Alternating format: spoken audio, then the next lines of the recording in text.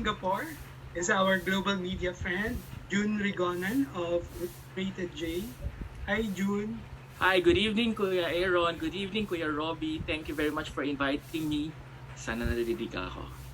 Yup, Yes. of course. All right. Thank you very much for inviting me. Okay, para po kay sa mga mamitas, kay Miss Cherry Pie, kay Vina, and of course kay Sunshine. Aside from working with brilliant actors of your generation, you're now working with a bunch of younger generation, ika nga. I think natanong na rin nito sa mga ibang stars. But I've seen a lot of bonding moments you guys had. Nag-TikTok ata kayo, and then the whole group seems to be very, very close. In fact, akala ko nga kanina, I'm actually attending a closing parang pa-close na tong program na to kasi sobrang close nyo talaga. Sobrang close nyo as a family. So parang ang tagal-tagal nyo na magkakasama. But what lessons have you learned from the younger generation? And of course, ano naman yung pinaka-importanting lesson na itinuro nyo naman sa mga younger generations? Well, tama yun. We've really bonded well. Parang months pa lang pero parang ang tagal-tagal na namin lahat magkakakilala. What have I learned from the younger ones? Siguro to let loose, not to be so serious, not to be so stiff, and just have fun. Parang ako yun yung nakuha ko sa kanila. How about you, Miss Vina? Yung sa akin naman kasi this is a whole new experience. Actually sa aming lahat. Kasi first time ko rin ma-lock in inside the bubble. But then, since yung iba, lalo na yung mga kabataan, hindi yung mga first time ko rin nakatrabaho, nakikita mo naman yung eagerness nila to learn. And that's what I really appreciate about them. And not only that, yung minsan na parang, uy, yung mga ginagawa nila ngayon, yung mga uso sa social media, parang, ay, pwede kayang gawin natin. Nire-request ko nga itong dalawang to, kino-convince ko, pero ako na-convince na nila. So na nagti-TikTok na ako. So yun yung mga gano'n na experience na na-appreciate ko and natututunan ko sa kanila. But of course, we are here also to support them when it comes to acting at kung kailangan nila ng advice, of course, we give them also advice. Yeah. So wala kaming problema. Maganda yung aming bonding dito sa Marry Me, Marry You. May nag-comment sa comment section. May sample daw po ba ng TikTok, Miss Vina? Oo nga. TikTok? Ano po ba Diyos yan? ko. Anak, sabahan niyo ako. Dahil si Kian, pina-TikTok kami kanina actually. Ayun. Lagi ko nga napapanood yung TikTok ni Miss Vina. Napapasabay ako eh. Kino-convince ko nga itong dalawa eh. Talagang, at saka si Miss Teresa. Pero nagti-TikTok si Miss Teresa. Hindi kami naniniwala. Paano po ba yun, Miss Teresa? How about you, Miss Teresa? Some learnings that you had in the show. You skipped Miss Cherry Pie. Well, yes. Go ahead. Yeah, you sure? Go ahead. Thank you for an opportunity to be able to share this because what I want to actually tell the younger ones, never use that. No. Actually, you taught me a sense of responsibility because everything I do, everything I say, everything I tell you, you pick up from. So I better be sure that I'm doing everything right. And if I do anything wrong, I better tell you not to do that. It's great responsibility in my shoulders. As an actor, as a person, as an older person. Pero pinakita niya sa akin, ang laki pala ng responsibilidad ko. Hindi lang pala ito ka-artista at pagdadrama, pagtataray. Ang nangyayari kapag gumaganap ka ng isang karakter sa isang teleserye o sa isang pelikula.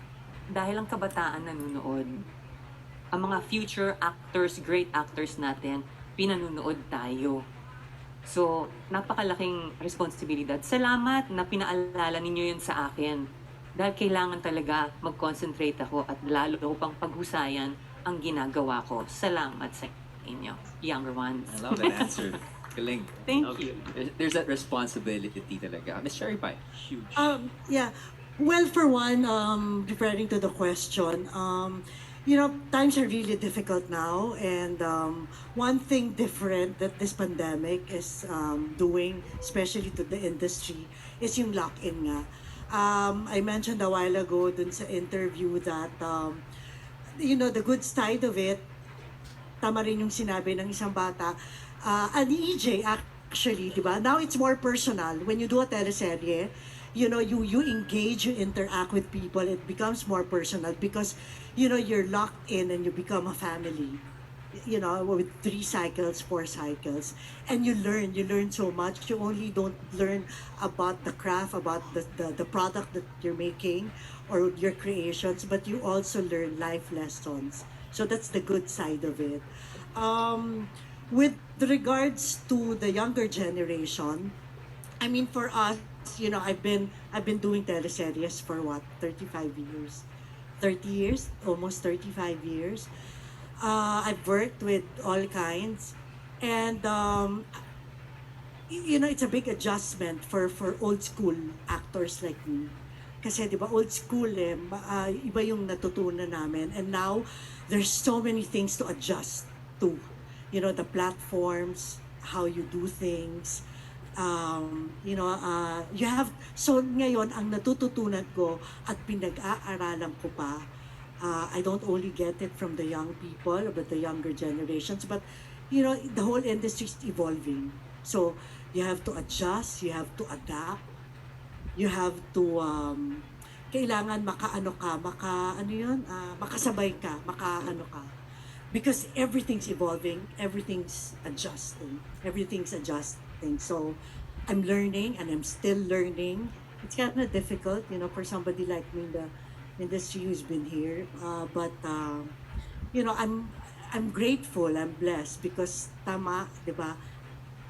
You learn and it doesn't cease. You don't cease to learn. You learn every day.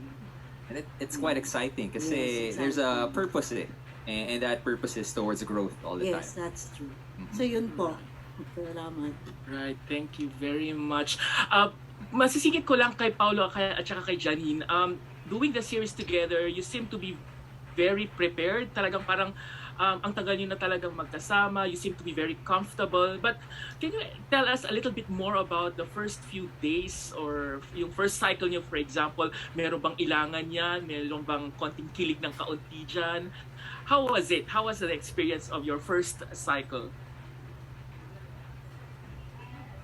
Oh, Parang wow! parang may story ka na gustong i-share. Grabe, parang may ginawa akong masama. Baka gusto mong i-share ang story na yan. Wala naman akong story. Wala naman akong story, but actually, Paulo and I did a movie last year or nung 2019. Pero na-postpone siya because nag-pandemic. So, Kinikilig. so, Kinikilig. so kilala ko na si Pao and I was really excited to work with him in this setting. And, Pao? Can you explain that Where is cute that laugh? kilig coming from or that laugh coming from? I guess, siguro kasi when we did the movie, talaga namang nakakakilig si Pao. So, I was really looking forward na kiligin ulit. I mean, it was really a fun experience. So, I knew that going into this, if there's anyone that I wanted to start my ABS-CBN journey with, na it was really Pao. Paulo, what can you say about that? Thank you. I've always wanted to welcome you here. Quick trivia, sabihin ko ba? Parang Janine was supposed to be here maybe a few years back. Tapos, nagka-problema lang with something. Tapos yun, nabalitaan ko, we have the same management. So, parang I get the stories firsthand. So, my manager called me, iyak daw nang iyak si Janine kasi hindi makakalipat. So, parang matagal na talagang ginusto ni Janine na maging kapamilya. But, I always see Janine on magazines or on posts, and parang you always wonder, parang how's Janine doing? What is she doing now? But it makes you also want to try to work with her because I know she has more to offer, and she has been winning awards here and there. And I don't know, when it comes to Janine, I feel like a manager or someone who always needs to help her Take care of her. Yun, to support her all throughout her career. Thank you very much. Thank you very much po for inviting me tonight.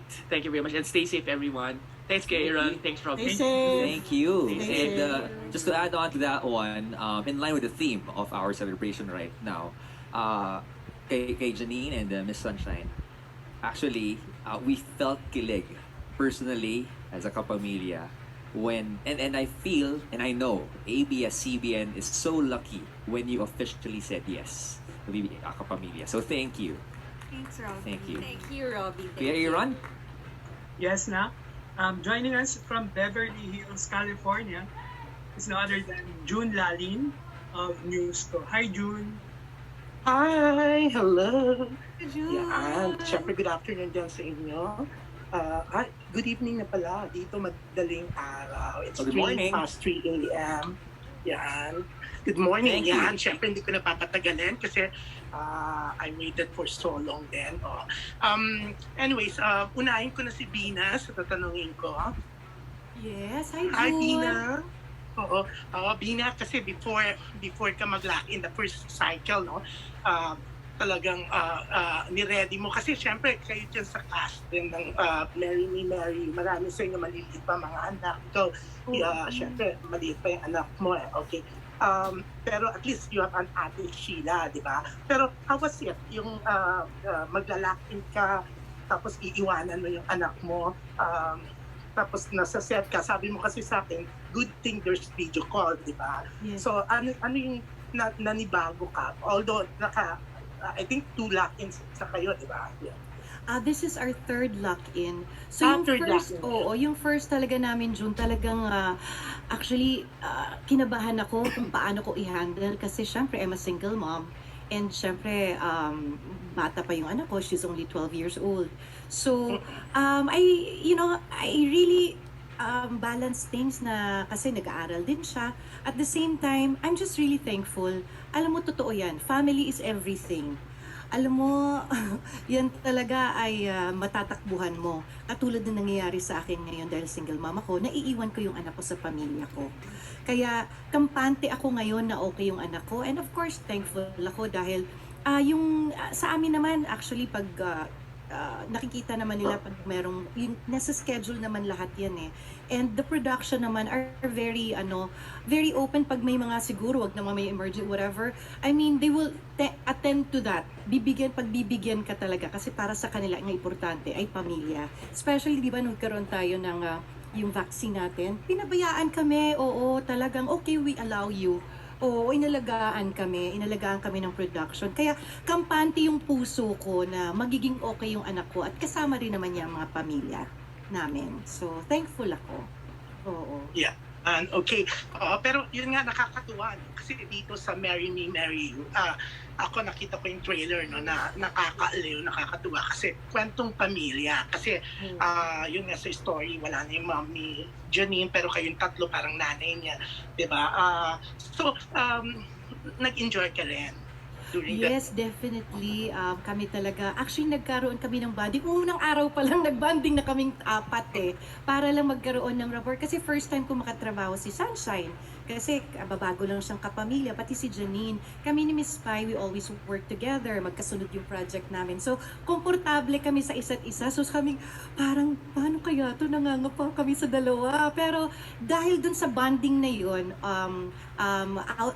dun sa off-camera, nagkaroon kami ng rapport at nagkaroon kami ng yung opportunities to really get to know each other. Kaya makikita nyo sa screen, talagang komportable kaming apat. Pero syempre, parang ikaw din sila before, no? Kasi lumipat ka rin dyan, di ba? So, I'm sure ikaw na unang Oo nga. Years back.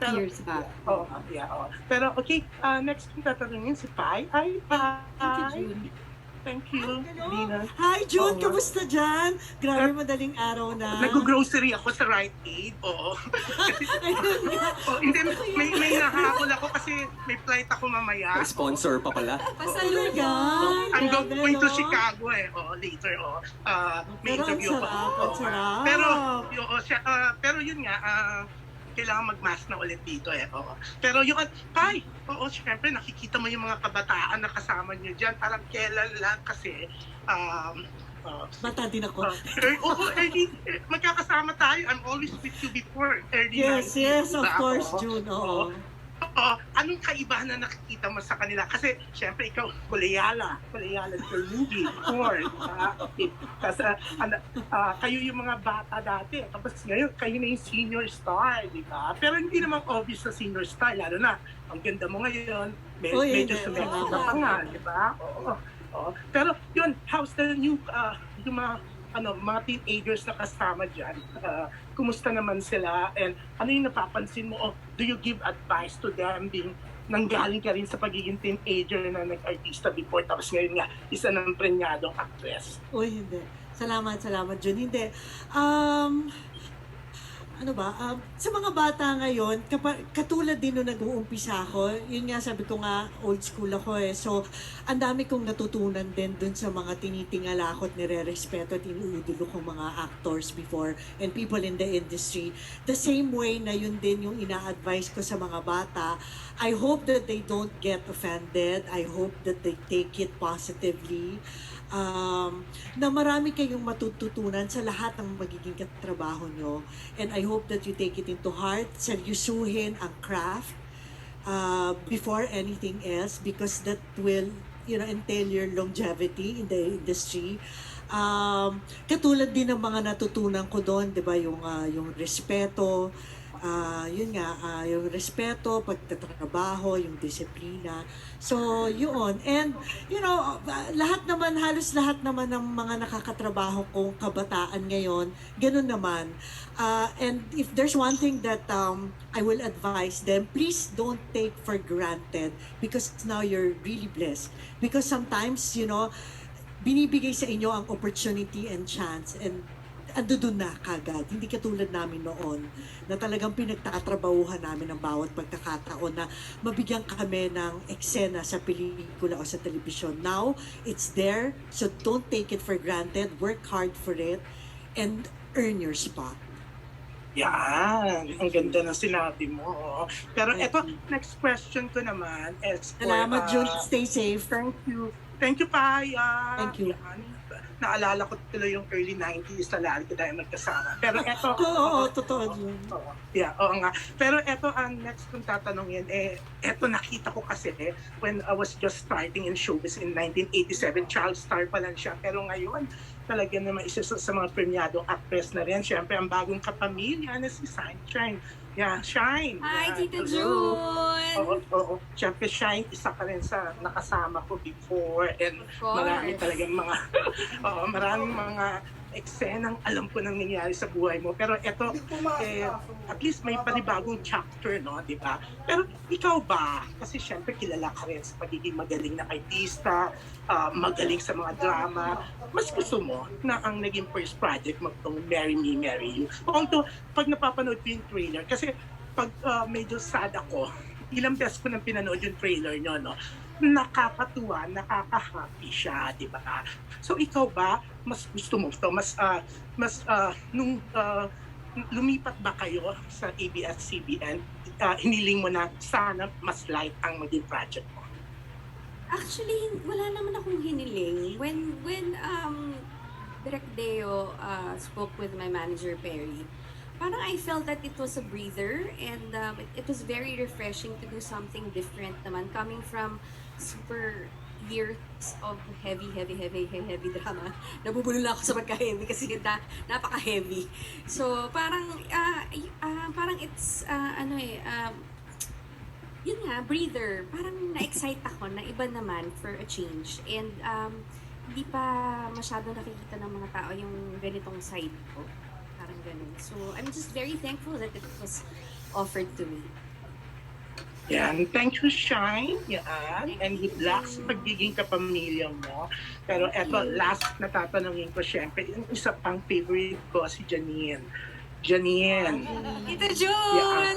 Hi! Yan. Syempre, Janine, pagka-chat nga kita, sinasabi mo after marry you, after nyo, gusto mo rin mag-travel abroad. Pero, yan, eto muna ang pag-usapan natin itong serye nyo ni Paulo. Kasi there's really kilig, okay? Sobrang bagay na bagay kayo. Even before joining ABS-CBN ba, marami na nagsabi sa'yo na, kasi ako alam ko naman talaga that you're joining ABS, no? Kahit hindi pa ina-announce, okay? Pero yun nga, may nagsabi ba sa'yo na sana sa first teleserye mo, kayo na rin ni Paulo? Kasi may mga teaser na rin naman kayo lumalabas before. Kasi before the pandemic, nagsimula na kayo ng movie, di ba? Ng shooting ng movie nyo. At natapos nyo yon, di ba? So, may mga nagsasabi ba na, ay, kakaiba ang kilig ng dalawa, kaya dapat sana si Paulo. Si Paulo po nagsabi. Okay. Pero no joke, Tito Jun, nung nag-shooting pa po kami for our film, yung Ngayon Kaya, pinapag-usapan na din talaga namin na nagkukwento siya na may gagawin siyang serye, tapos parang ako, baka pwede ako na lang. Pero, syempre, at that time, joke pa lang, but medyo half joke. I mean, I was really hoping to eventually work with Pao sa TV. Kaya nung talagang nangyari to, Tito Jun, super happy talaga ako. And alam mo, naniniwala talaga ako na pag sinasabi mo sa universe, nagkakatotoo. So, I'm happy na nagkatotoo yung mga joke lang namin noon. So yan, Paulo, are you kilig also na, yun nga, sinabi ni Janine na pag sinasabi mo sa universe, nagkakatotoo. So talagang yung biruan yung dalawa during the shooting, hindi lang ang gambiro for her, kundi seryoso siya, di ba? Seryoso ako. Tito Jun, okay lang po ba kayo dyan? Tito, okay lang po ba kayo dyan? May naririnig po kaming nagdadabog dyan sa convenience store. Ay, hindi. Nalaglag ng isang girl yung mga ayan. Ay, okay. Okay. Concerned lang po kami gusto lahat. niya magpapansin, gusto niya ako agawan ng eksena. Kasi Okay. ako ikot ng ikot. Parang napansin niya wala naman akong binibili. Maraming salamat, Tito Jun. Pao?